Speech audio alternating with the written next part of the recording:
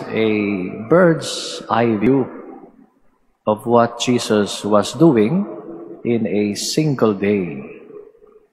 Ano ang ginagawa ni Jesus kada araw? Kaya dito malalaman natin yung mga gawain ng ating Panginoon, ginuguhit ng ating Ebanghelyo. Curing the sick, like Simon Peter's mother-in-law, driving out demons, teaching in the synagogues, preaching by the hillside, by the byroads, complying with his social obligations here and there.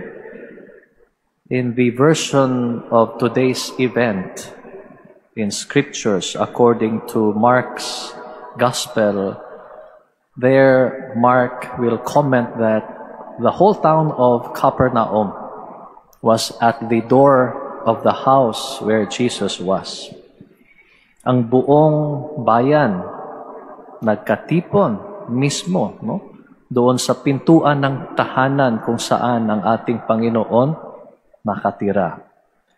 And so if we talk about being very busy, if this is what Jesus was doing daily, nobody can compare with the Lord. Pwedeng sabihin natin matrabaho yung ating Panginoon, halos wala na sang panahon kumain. If you look at the timetable, this was in the morning, the time when our Lord was at Simon Peter's house. And then the narrative goes on to telling us about what he did by sunset. And then the next day at daybreak. Kaya mapapansin natin, halos wala ng pahinga yung ating Panginoon. In fact, his own relatives will complain about him, saying that he is out of his mind. Hindi na nakakain, baka hindi na nakatulog. And based on our standards, based on our experiences, our Lord must be stressed out. But he was not. In fact, he was at peace. Ano ang sikreto ng Panginoon? It is found in today's gospel, partially found in today's gospel, where it says, rising very early before dawn, he left and went off to a deserted place. But a detail is provided us by Mark in his gospel. Because our Lord, waking up early at daybreak, went to a deserted place in order to pray. Nananalangin siya. Nakipagsalitaan siya sa kaniyang tatay. Sa isang puok, sabihin natin sa isang ilang. So we find our Lord in that particular deserted place where he prayed and conversed with his Father. Sometimes when we look at our own lives, we find ourselves anxious. Daming mga bagay, pangyayaring bumabahala, nakakabalisa, nagbibigay ligalig sa ating buhay. Halimbawa, sa araw na ito, magtatanong tayo, babaha ba? I-suspend ba yung trabaho? Suspended na nga yung klase. And for the last 3 days, yun ang nangyayari. Hindi po ba? Yung iba hindi nga makapasok. Kahit kailangang pumasok dahil sa baha. So this is what we find ourselves in almost every day. We tend to complain. We tend to be depressed. We are stressed out. Ika nga. And so, when we hear of pessimism in our lives, complaints, we look at the scriptures. We try to find answers. In the Old Testament, there is a book that lists complaints. And that is the book of Job. Kung saan, etong si Job, ang dami niyang reklamo sa Panginoon. But when we look at it, Job is relatable to us because We also have many complaints.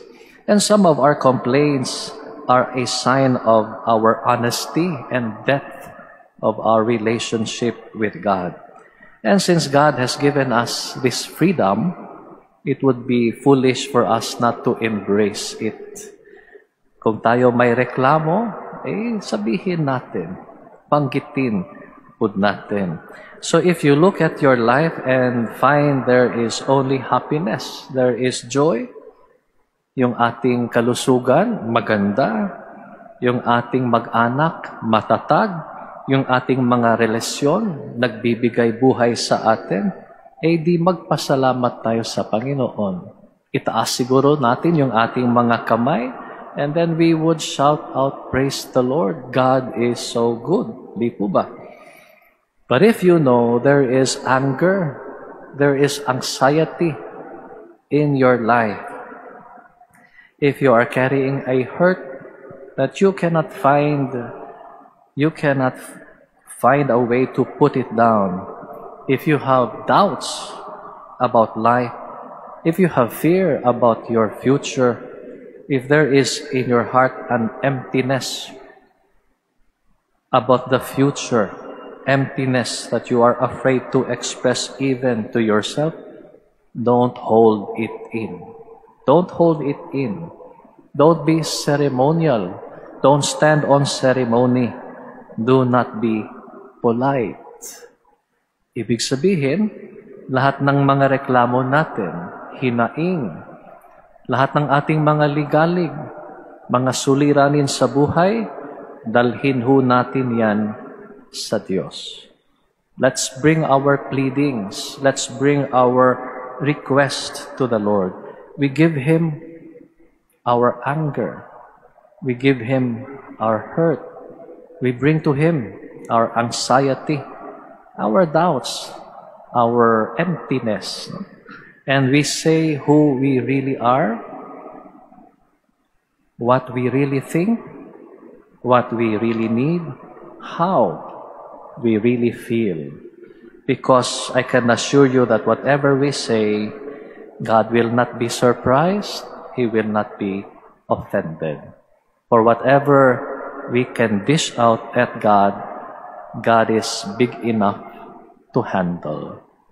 Yan ang payo ni San Pedro. Yan ang payo ni San Pablo. Kung meron tayong mga kahilingan sa Diyos, suliranin sa ating buhay, ibigay natin sa Panginoon.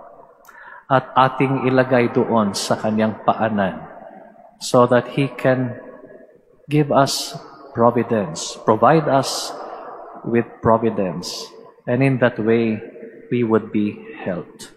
Of course, if we can pray with this kind of honesty, it will change us, but in order to be changed, we must come before the Lord as the people we really are.